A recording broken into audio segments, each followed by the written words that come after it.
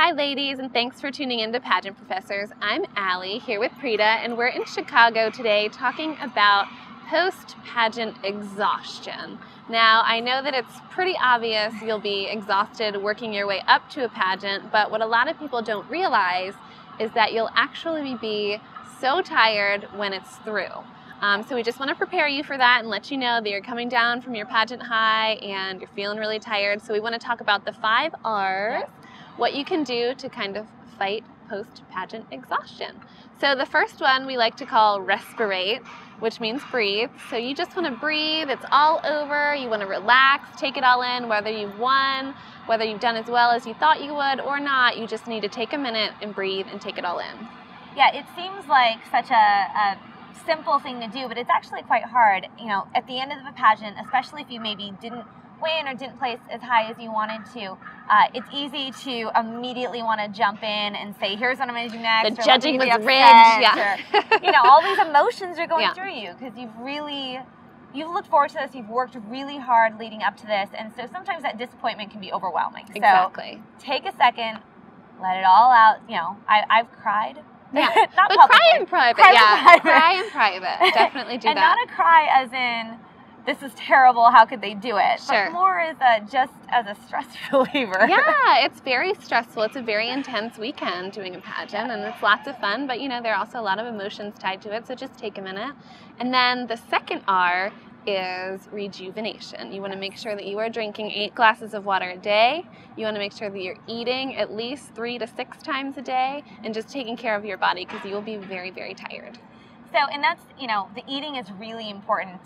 And one of the big things I cannot stress, we all go through pre-pageant diets and workout regimens and stuff. And so you're always going to have your celebratory meal at the end. I finally get to have that burger or that slice of pizza, but make sure that you're kind of transitioning your body into the new diet, whatever it's going to be. Because if you've gone from really, really healthy foods, that junk food in your system is going to tear your body apart. Now, I'm guilty of having the post-pageant quarter pounder, but it's just one, and then I get back on track. Right. Or I ease myself into a little more laxed. I try not to completely gorge after that. But transition yourself. Make sure, like you said, lots of water, lots of hydration. Pretend like you're still in pageant mode, just a little less intense. Sure. And then the third R is rest. You want to make sure that you get at least 8 to 10 hours the very next night if possible. I know a lot of people have to go back to work or have to go back to school, but you want to make sure that you're not out partying all night post-pageant if you have stuff to do the next day. Right. I mean, and pageant week or pageant weekend can be intense.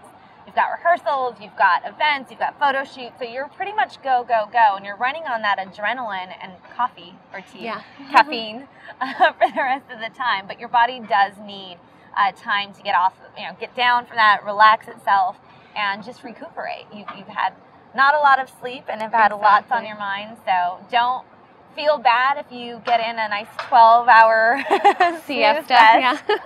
Naps are good. Yeah. The fourth R is relaxation. Now, what I like to do is go get a massage after.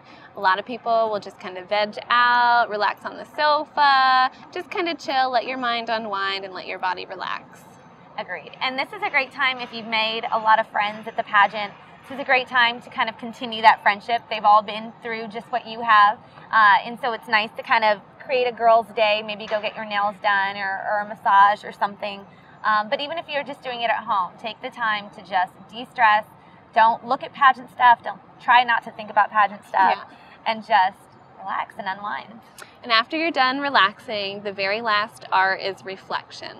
What did you learn from this process? What did you take away from it? Think about the friendships that you've made. Think about how your life is more positive now that you've accomplished this.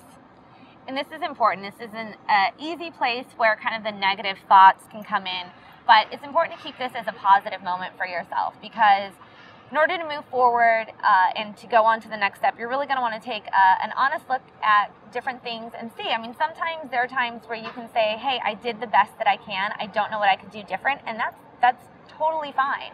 And that's a great place to be. But if there are things that you can say, maybe I should have worn a different gown, or maybe I should have prepared for this part of the competition better.